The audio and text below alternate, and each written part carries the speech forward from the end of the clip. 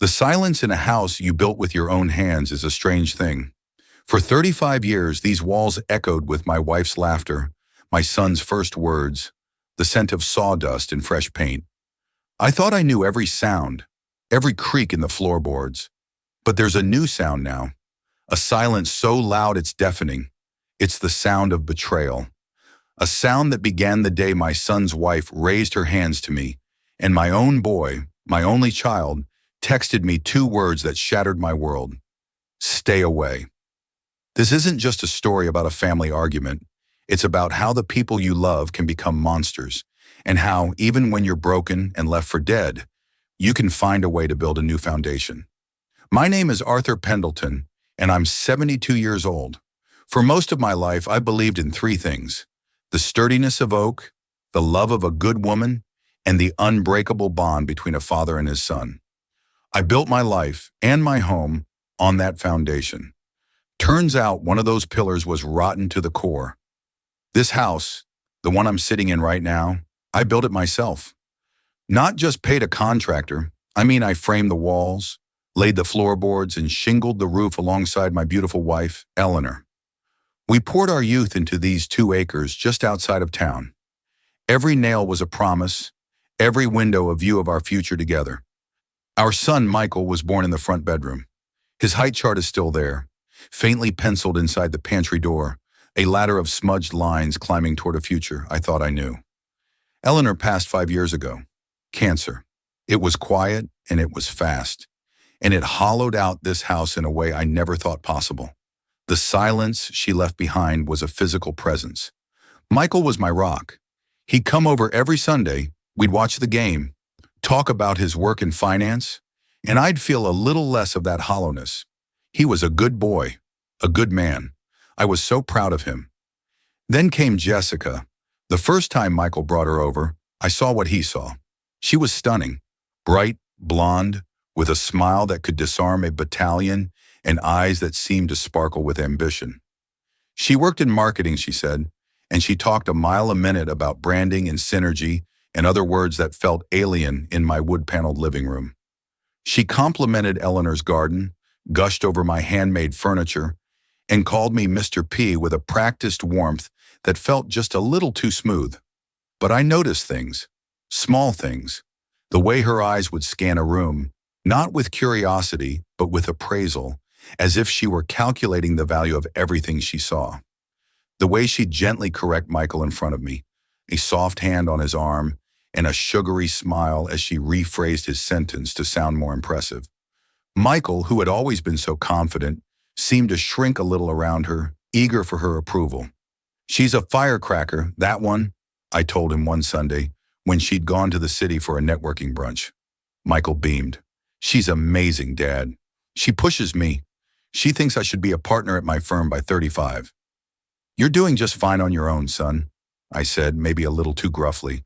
He stiffened. "Jessica just wants the best for us." The word us started to replace me in his vocabulary, and slowly the Sundays became every other Sunday. Then once a month. The phone calls got shorter. I told myself it was natural. He was building his own life, his own foundation. I was just a part of his past. It stung, but I accepted it. The wedding was a lavish affair far beyond what I thought Michael could afford. It was all Jessica's design: ice sculptures, a string quartet, and a guest list of people whose names I didn't recognize. I felt like a stranger at my own son's biggest day. I gave them a handcrafted cherrywood chest as a gift, one I'd spent 6 months perfecting. Jessica thanked me with a kiss on the cheek, and I later saw the chest being used as a stand for a champagne bucket. A year later, the first big crack appeared. Michael called me, his voice tight with a stress I hadn't heard before. "Dad, we have a little situation. Jessica and I were looking to buy a house. A real investment, you know. But the market is insane, and our apartment lease is up." I knew where this was going. "You need a place to stay for a bit." There was a pause, and I could hear Jessica whispering in the background. "Well, more than that," Michael said, his voice now sounding rehearsed. "Jess and I were talking. Your house is so big, just for you. All those empty rooms. It's a lot for you to manage alone. We were thinking, what if we moved in? We could help you out. fix the place up a bit, and it would help us save a massive down payment for our dream home. It's a win-win. My heart sank. This house wasn't a collection of empty rooms. It was a museum of my life with Eleanor. Her touch was everywhere. But I heard the desperation in my son's voice, and the old paternal instinct kicked in. He needed me. "Of course, son," I said, the words feeling like gravel in my mouth. "My house is your house, always." The day they moved in, a massive moving truck pulled up, and it wasn't filled with boxes of keepsakes. It was filled with cold, modern furniture that looked like it belonged in a magazine photo shoot. White leather couches, glass tables with sharp edges, abstract art that looked like a paint can had exploded. Jessica directed the movers with the precision of a drill sergeant. "The old armchair can go in the garage for now. We'll need this wall for the media center, and this hideous wallpaper has got to go." She was talking about the wallpaper Eleanor and I had spent a week putting up, laughing as we fumbled with the paste. I stood in the doorway of my own home, a stranger, as my life was dismantled and packed away piece by piece. Michael wouldn't meet my eyes. He just kept busy, lifting boxes, his shoulders hunched as if carrying a weight far heavier than furniture. The foundation was cracking, and I was about to find out just how deep the rot went. The first few weeks were a masterclass in passive aggression. My home stopped feeling like my own almost overnight. The scent of old books and wood varnish was replaced by Jessica's cloyingly sweet scented candles. My simple morning routine, coffee, newspaper, the quiet hum of the house waking up, was shattered by the 6 a.m. buzz of her blender, making a kale smoothie that smelled like cut grass. She called it updating. I called it an erasure. Eleanor's prize-winning roses in the front garden were the first to go. "They're so high maintenance, Arthur," she'd said, not using the affectionate Mr. P anymore. "And the thorns are a liability. I'm thinking a minimalist rock garden. Very zen." Before I could protest, she'd hired a landscaping crew. I watched from my workshop window as they ripped out the bushes my wife had nurtured for 30 years, replacing them with sterile white pebbles and a single sad-looking bamboo stalk. Michael saw the look on my face. "It's just progress, Dad. Jessica has a great eye for design." He sounded like he was trying to convince himself as much as me. My workshop in the garage, my sanctuary, became her next target. It was where I still did my woodworking, where the smell of cedar and the feel of a plane in my hand connected me to who I was. One day I came in to find my tools shoved into a corner, covered by a tarp. Half the space had been converted into a pristine home gym, complete with a mirrored wall and a Peloton bike that looked like an alien insect. "We have to think about resale value," Jessica chirped when I confronted her. "No one wants a dusty old workshop. A home gym adds 10% to the asking price." "I'm not selling the house, Jessica," I said, my voice dangerously quiet. She gave me that dazzling, empty smile. "Of course not. We're just maximizing its potential." The word "we" was a dagger. It never included me. I was an inconvenient tenant in the home I had built. My meals were eaten alone in the kitchen while they ate in the dining room, which was now a formal space reserved for their dinner parties. Parties where I was introduced as Michael's dad, who's staying with us for a while. Their friends, all slick suits and designer dresses, would look at me with a polite pity that made my skin crawl. Michael was a ghost. He left for the city before sunrise and came back long after I'd gone to bed. On the rare occasions we were in the same room, he'd be glued to his phone, scrolling through emails, his face illuminated by the cold blue light. The easy warmth between us was gone, replaced by a strained, awkward silence. I tried to talk to him once, cornering him in the hallway. "Son, we need to talk about what's happening here." He ran a hand through his hair, a gesture of pure anxiety. "Dad, can we not? It's been a long week. Jess is just... She has a vision for the place. It's going to look amazing." "It's not about how it looks, Michael. It's about respect. It's about your mother." His face hardened. "Mom's gone, Dad. We have to live in the present." That was Jessica's line. I'd heard her say it a dozen times. He was parroting her, his own thoughts and feelings buried under her ambition. It was like watching a puppet, and my heart broke all over again. The final straw began with the mail. I noticed letters addressed to Michael and Jessica from banks and high-end credit card companies. They were always whisked away before I could see them clearly. They were spending money at an alarming rate. New cars appeared in the driveway, a BMW and a Mercedes, replacing their perfectly fine sedans. Jessica's wardrobe seemed to change with the seasons, boxes from luxury brands arriving almost daily. I knew Michael's salary. It was good, but it wasn't that good. A knot of dread began to tighten in my stomach. They weren't just saving for a down payment, they were digging a financial hole. One evening, I overheard them arguing in their room. Their door was ajar, and their voices, usually hushed around me, were sharp and loud. "We can't keep this up, Jess." Michael's voice was frayed. "The payments are due. We're maxed out." "Relax, Mikey," Jessica's voice was like ice. "The plan is working. We just need to accelerate the timeline. Once we have the assets secured, all this will be a distant memory. We'll have liquidity." Assets secured? Liquidity? It sounded like they were planning a corporate takeover, not building a life. The cold realization hit me like a physical blow. The asset they were talking about was my house. They weren't just living here to save money. They had a plan, and I was just an obstacle in the middle of it. I felt a chill that had nothing to do with the evening air. The people sleeping under the roof I built weren't my family. They were invaders, and I was about to find out just how far they would go to conquer their new territory. The confrontation happened on a gray Tuesday in October. I'd been in the attic looking for an old photo album of Eleanor. Instead, I found a box of their financial statements Jessica had carelessly stored away. My hands shook as I pulled out the papers. Credit card bills with staggering balances, letters about a high-interest loan, and a printout from a real estate website for a monstrous glass and steel mansion priced at $3 million. They weren't saving for a starter home. They were leveraging themselves to the hilt for a fantasy life. And then I saw it. A loan application. On the line for assets, Michael had listed this house. My house. He had declared its estimated market value of $850,000 as a potential asset he had a stake in. They weren't just planning to use my home as a piggy bank.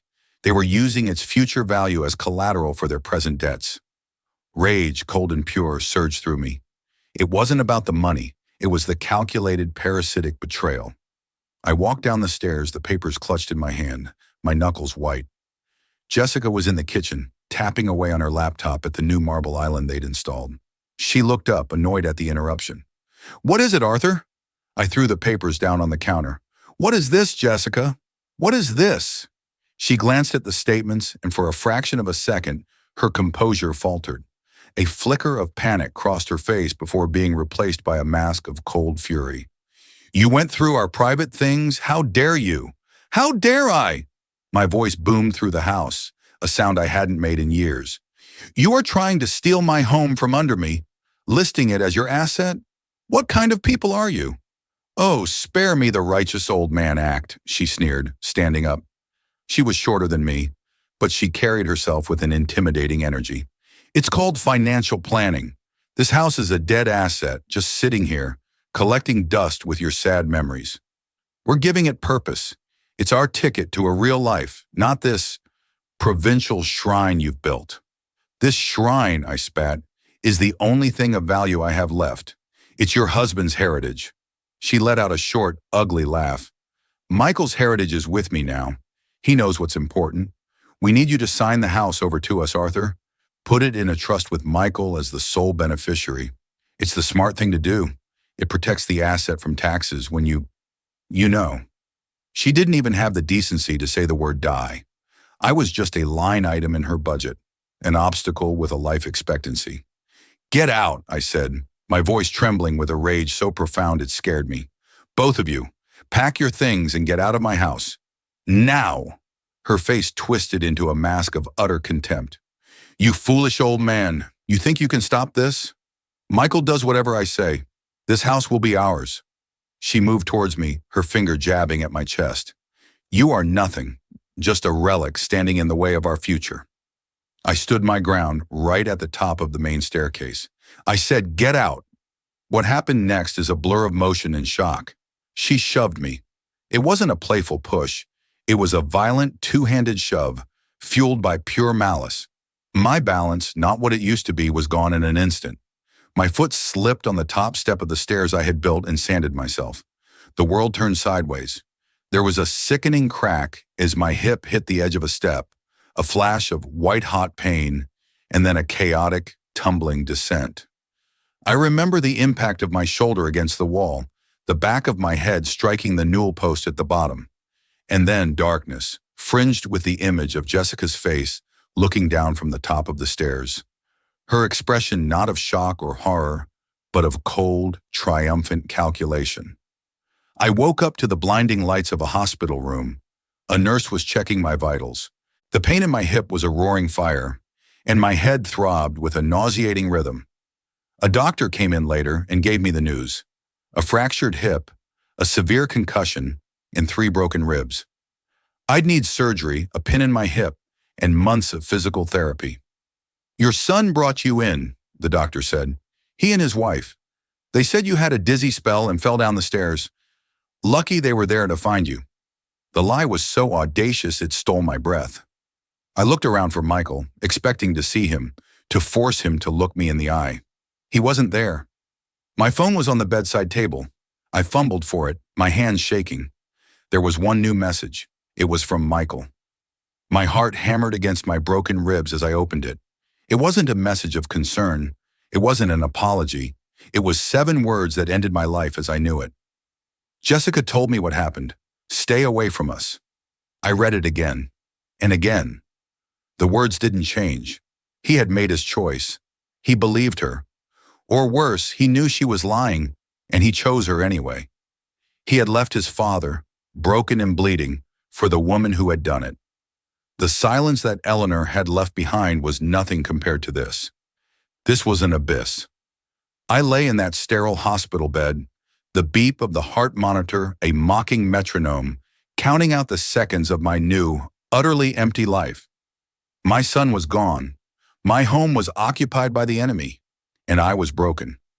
In that moment, I believed it was the end. I had never been more wrong. It was the beginning of a war. The hospital was a blur of pain, medication, and the suffocating kindness of strangers. Every time a nurse came in with a cheerful smile, it felt like a slap in the face. How could the world keep spinning when mine had ground to a halt?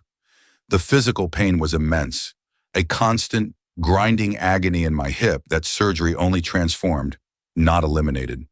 But it was a pale shadow of the agony in my soul. "Stay away from us." The words were burned into the back of my eyelids. I saw them when I closed my eyes to sleep, when I stared at the acoustic tile ceiling, when I looked at my own reflection in the small mirror above the sink. My son, my Michael, had discarded me like a piece of broken furniture. The hospital social worker arranged for me to be transferred to a rehabilitation facility, a clean, sterile place that smelled of antiseptic and despair. It was filled with people like me, the old, the broken, the discarded. We were all learning to walk again, both literally and figuratively. My days became a grueling routine of physical therapy, pushing against rubber bands, lifting my leg an inch at a time, taking my first agonizing steps with a walker. Every movement was a fresh wave of fire in my hip, but I gritted my teeth and pushed through. The rage that had been a roaring inferno was now banking down into something harder, something colder. It was forging itself into resolve. In the quiet of my small room at night, I'd lie awake and piece together the events. Jessica's greed, Michael's weakness, the shove, the lie, the text. I saw it all with a terrible clarity. They didn't just want my house. They wanted me gone. The fall wasn't an accident they took advantage of. It was an opportunity they created. Whether she intended to kill me or just injure me, the result was the same. I was out of the way. My only visitor was my old friend Frank. He'd been my neighbor for 40 years, a retired plumber with a wit as sharp as a pipe cutter. He showed up on the 3rd day, a bag of greasy burgers in one hand and a look of thunder on his face. "Arthur, what the hell happened?" he demanded, pulling a chair up to my bed. "I saw the ambulance. I called Michael a dozen times and he never picked up. Finally got a text back saying you were unwell and needed privacy." I told him everything. The words came out in a ragged, broken torrent. The spending, The confrontation, the shove, the text message. Frank listened, his face growing darker with every word. When I finished, he just sat there for a long moment, slowly shaking his head. "That woman is a viper," he said, his voice a low growl. "And Michael, damn it, Arthur, I'm sorry. The boy's a fool." "He's my son, Frank," I whispered, the words tasting like ash. "And you're his father, who he left in a hospital with a broken hip," he shot back. "Blood doesn't give you a pass for treason. So what are you going to do?" "Do?" I said, gesturing to my leg. "Look at me. I'm a broken old man. They've won. They have my house. They have my son." Frank leaned forward, his eyes boring into mine. "No, that's not the Arthur Pendleton I know. The man I know built his own damn house because the contractors weren't good enough. The man I know wouldn't let some blonde barracuda and his spineless son push him around. You're hurt. You're not dead. You need to fight back." His words struck a chord deep inside me. He was right. I had spent my life building things, solving problems with my hands and my mind. This was just another problem, a rotten joist in the structure of my life. I couldn't just let it collapse. I had to tear it out and rebuild. "You're right," I said, and for the first time in weeks, my voice had a sliver of steel in it. "They think I'm finished. They're counting on me to fade away." "So what's the plan?" Frank asked. "The first step," I said, looking at the walker by my bed, "is to learn to stand on my own 2 feet again. The second step is to find a lawyer." The next month was a testament to will. I attacked my physical therapy with a ferocity that stunned the young therapist. Every painful step on the parallel bars was a step towards reclaiming my life. Every leg lift was an act of defiance. Frank visited every other day, a constant source of encouragement and righteous anger. He also acted as my eyes and ears. He drove past my house reporting that the lights were always on, expensive cars coming and going. They were living it up, celebrating their victory. That knowledge was the fuel for my fire. The day I was discharged, I didn't go back to my house. I couldn't. Frank drove me to his place, where his wife, Mary, had a guest room waiting for me. That afternoon, Frank made a call.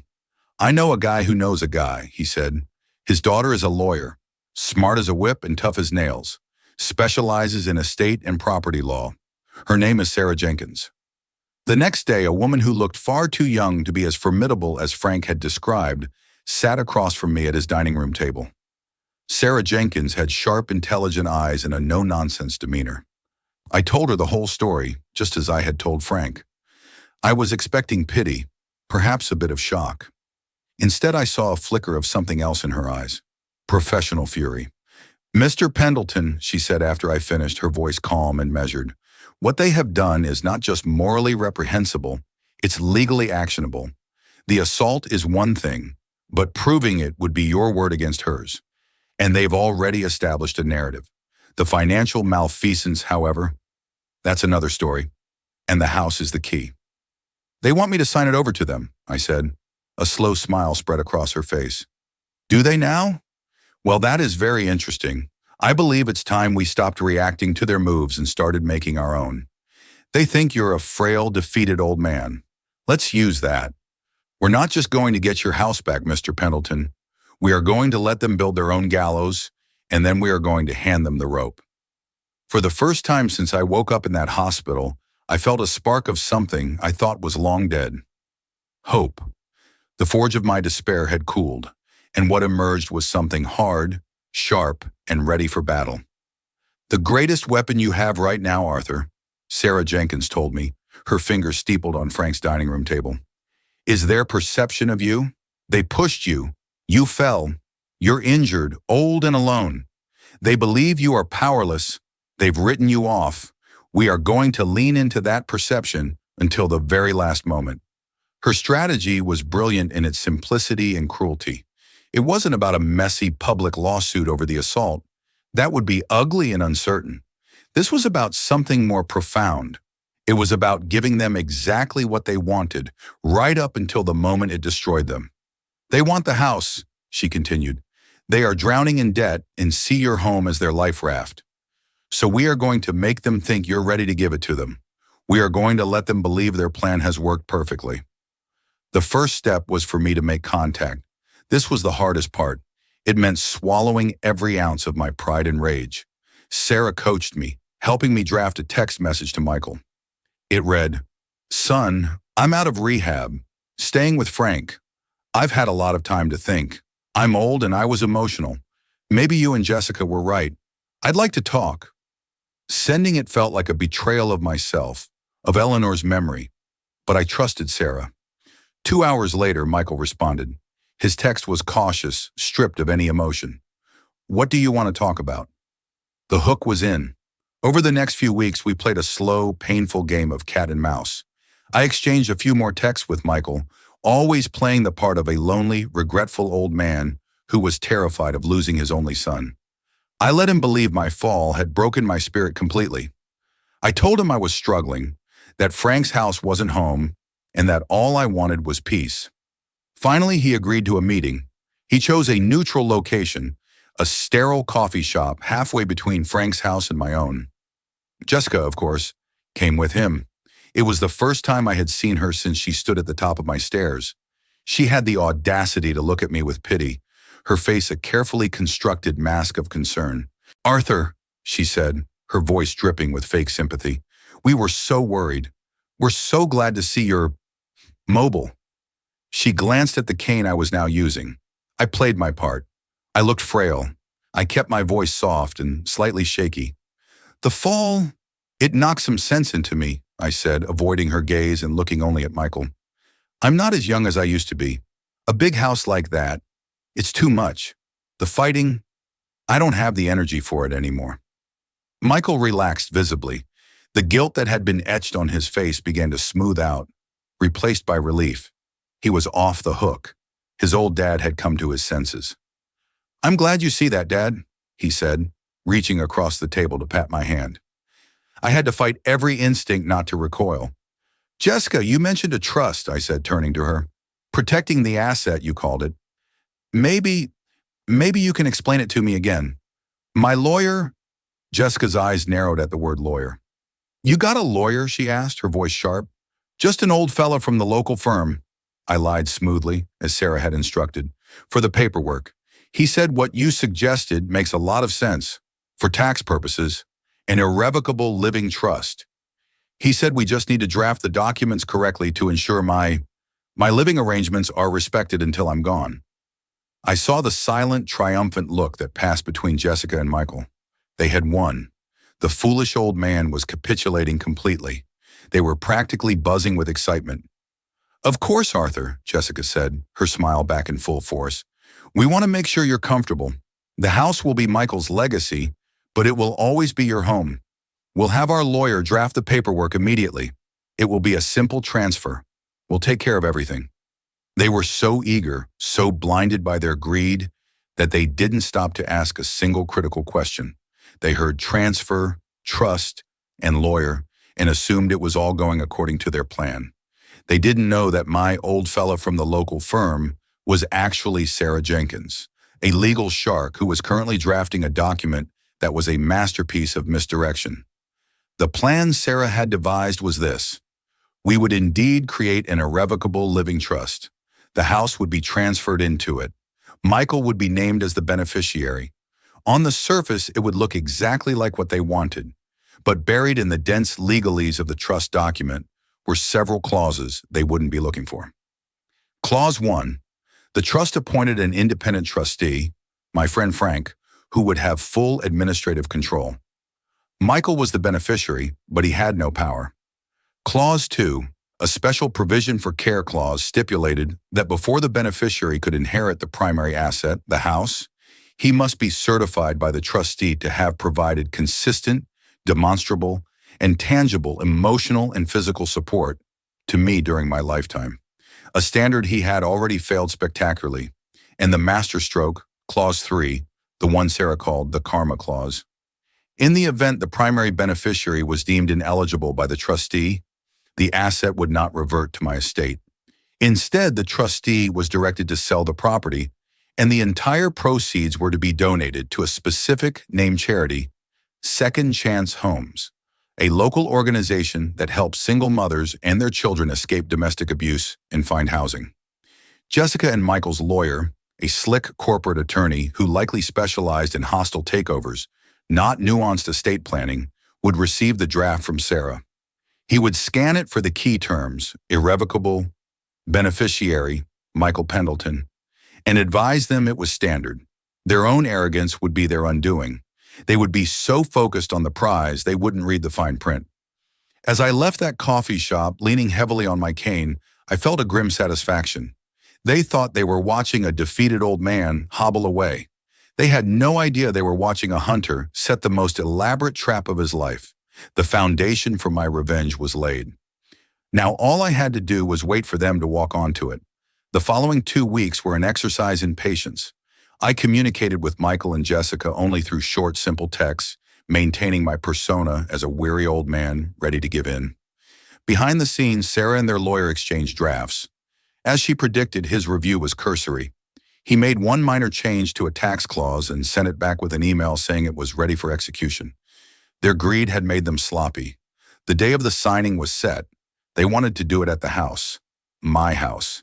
The symbolism was not lost on me. They wanted to see me sign away my life's work in the very living room I had built. I agreed. Sarah had advised me that the location was perfect for the final act. She and Frank would come with me, Sarah acting as my legal counsel and Frank as a supportive friend who needed to co-sign one of the ancillary documents as a witness. He was, of course, also the named trustee, a fact hidden on page 17 of the 30-page document. Walking through my front door that day was one of the strangest experiences of my life. The place was almost unrecognizable. The warm, lived-in clutter of my life with Eleanor was gone, replaced by a cold, minimalist aesthetic that felt like a hotel lobby. Jessica had hung a massive, ugly abstract painting over the fireplace where Eleanor's portrait used to be. Jessica greeted us at the door, her smile so wide it looked painful. "Arthur, so glad you could make it. And this must be your lawyer." She eyed Sarah with a dismissive glance, clearly unimpressed by her sensible business suit compared to her own designer dress. Michael hovered in the background, looking anxious but relieved, like a man about to be acquitted of a crime. Their lawyer, a man named Peterson with a shiny suit and a shinier smile, was already there. The documents spread out on the glass dining table. We all sat down. The air was thick with tension, but only I, Sarah, and Frank knew why. To Michael and Jessica, this was a coronation. "All right," Peterson said briskly. "A straightforward asset transfer into an irrevocable trust for the benefit of Mr. Michael Pendleton. We've reviewed the documents and everything is in order. Arthur, you'll sign here, here, and here."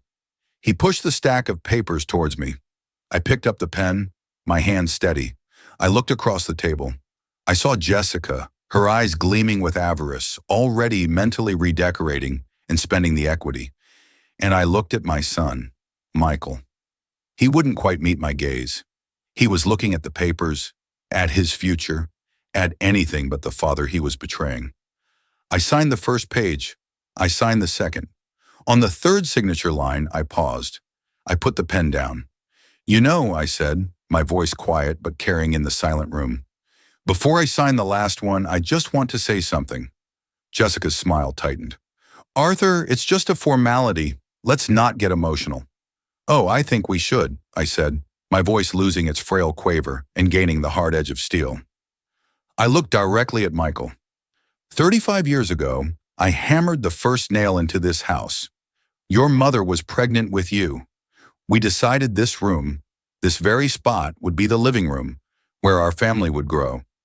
Your first steps were on these floorboards. We marked your height on the pantry door. Michael flushed, looking deeply uncomfortable. "Dad, what are you doing?" "I'm remembering," I said, my voice rising. "I remember a boy who loved this house, who loved his parents, and I'm trying to figure out where that boy went. I'm trying to understand how he could stand here and watch his father sign away that legacy to the woman who put him in the hospital." The atmosphere in the room changed instantly. The polite facade shattered. "That's enough," Jessica snapped. "He fell. You're confused, old man." "Am I?" I said, turning my gaze to her.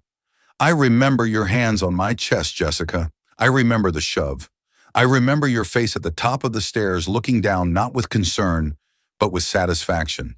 And Michael, I said, turning back to my son, I remember your text message. Stay away from us. You didn't even have the courage to say it to my face. Michael was pale as a sheet. You were shouting. You were angry. I was defending my home, I roared, slamming my hand on the table. The sharp crack made everyone jump.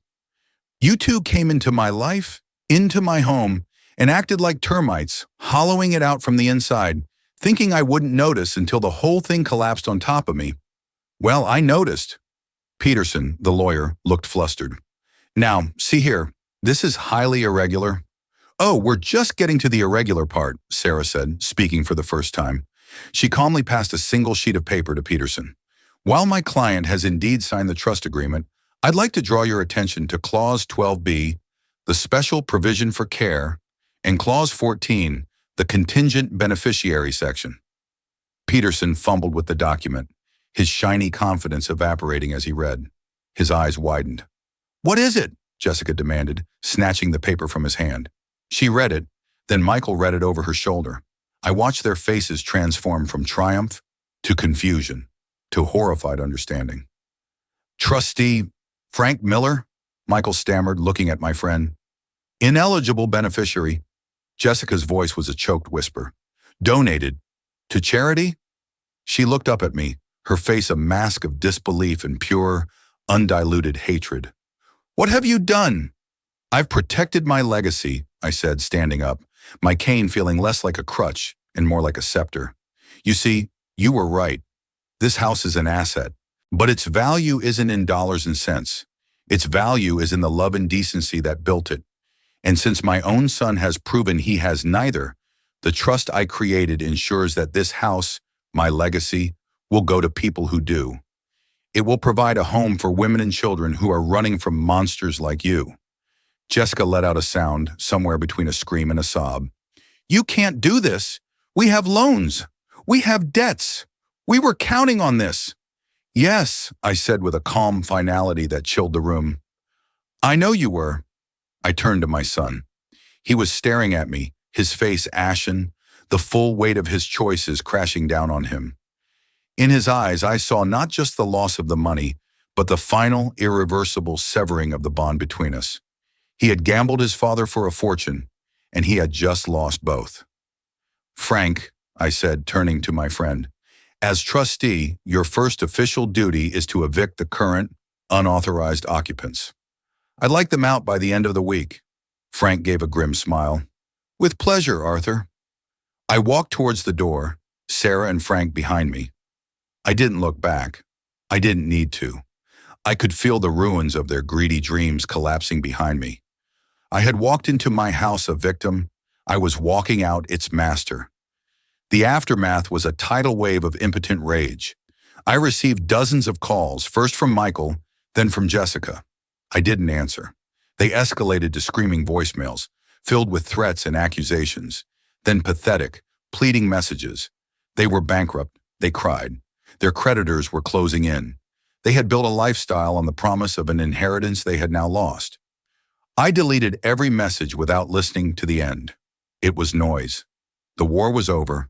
I had no interest in listening to the enemy's lament. Frank served them with a formal eviction notice handled by Sarah's office. They tried to fight it, of course. Their lawyer, Peterson, mortified at being so thoroughly outmaneuvered, filed a motion to contest the trust, claiming I was of unsound mind and had been unduly influenced by Frank. It was a pathetic, desperate move. Sarah shut it down in a single court appearance. She presented my medical records from the hospital and rehab, which all noted I was alert and oriented. She had sworn affidavits from the physical therapists about my determination and mental clarity. The judge, a stern-faced woman who looked like she'd seen it all, took one look at the trust document, at their credit card statements, which Sarah had subpoenaed, and at me sitting there calm and resolute, and threw their case out in less than 10 minutes. She even reprimanded Peterson for filing a frivolous lawsuit. They were gone by the end of the month. Frank and I walked through the house after they left. They had taken all their cold, modern furniture, but they had left a mess. Scuff marks on the walls, stains on the carpet, Out of spite, they had even poured bleach into Eleanor's prize-winning rose bushes that were just starting to grow back. It was petty and cruel, the final act of a defeated enemy. For a week, the house felt empty again. But it was a different kind of silence. It wasn't the silence of loss. It was the silence of peace. Frank and I spent our days patching the walls, repainting, and slowly, piece by piece, I brought my old life back out of the garage. Eleanor's armchair came back to its place by the fire. Her portrait went back over the mantel. The house began to breathe again. It began to feel like home. 2 months later, Frank, in his capacity as trustee, finalized the sale of the house. I had one last walk through it, touching the door frames, looking out the windows, saying a quiet goodbye not to the house itself, but to the life I had lived within its walls. It was time for a new chapter. A week after the closing, Sarah arranged a small meeting in her office. She had invited the director of the Second Chance Homes charity, a warm, kind-faced woman named Maria. I sat with her and Frank, and Sarah presented her with a check. When Maria saw the amount, over $800,000 after fees, she began to cry. "Mr. Pendleton," she said, her voice thick with emotion, "you have no idea what this means. This will allow us to buy our own building. We can help dozens, maybe hundreds of families find safety and a new start. You've created a miracle for them." And in that moment, I understood. Revenge hadn't been the goal. Justice was. My home, which had been built as a sanctuary for my family, would now become a sanctuary for families who had lost everything. Eleanor's legacy, our legacy, wasn't in the wood and nails of the house itself, but in the spirit of love and protection it was built with. That spirit would live on. I bought a small, manageable condo in a quiet part of town. It's enough for me. I have my workshop set up in the second bedroom, and I spend my days building furniture, not for profit, but for donation. I make cribs and rocking chairs for Maria's new facility. It feels good to build again. I saw Michael one last time. It was about a year later. I was leaving the grocery store, and he was coming out of a pawn shop across the street. He looked diminished. The expensive suit was gone, replaced by worn-out jeans. He was thinner, and the confident swagger was replaced by a weary slump in his shoulders. He saw me, and for a moment, he froze. I saw a flash of everything in his eyes: shame, anger, regret, and a deep, bottomless sadness. He looked like the little boy who used to hide in the pantry, not the powerful man he and Jessica had tried to become. I learned later from a mutual acquaintance that Jessica had left him. When the money dried up, so did her affection. He was working a low-level job back at his old company, living in a cheap apartment, his bright future a smoldering ruin. He took a step towards me, his mouth opening as if to say something. I just looked at him, gave a slow, deliberate shake of my head, and walked to my car. There was nothing left to say. I didn't feel hatred for him anymore. I didn't feel anger. I just felt a profound, aching pity for the weak man my son had become. My life is quiet now. It's different from the one I had planned. The foundation I built my life on did crack. It broke. But I learned that you can always build a new one. Sometimes the new foundation is smaller, simpler, but it's yours. And it's built on the hard-won knowledge of who you are and what you stand for. My name is Arthur Pendleton, and I am a builder, and I am finally at peace. So that's my story. It's a hard story to tell, but I felt it was one that needed to be shared. Betrayal from your own family, from your own child, is a pain I wouldn't wish on anyone. But what I learned through all of this is that you are not defined by what is done to you, but by how you respond. You can let the world break you, or you can pick up the pieces and build something new, something better. My legacy is no longer a house of wood and stone. It's a haven for those in need, built from the ashes of my old life. If this story resonated with you, if you've ever felt broken down and had to find the strength to stand back up, please let me know in the comments below. Your stories give me strength, just as I hope mine has given you a measure of hope. Please consider giving this video a like if it touched you, and share it with someone who might need to hear it. And most importantly, subscribe to the channel for more true stories about life, loss, and the incredible resilience of the human spirit. Thank you for listening.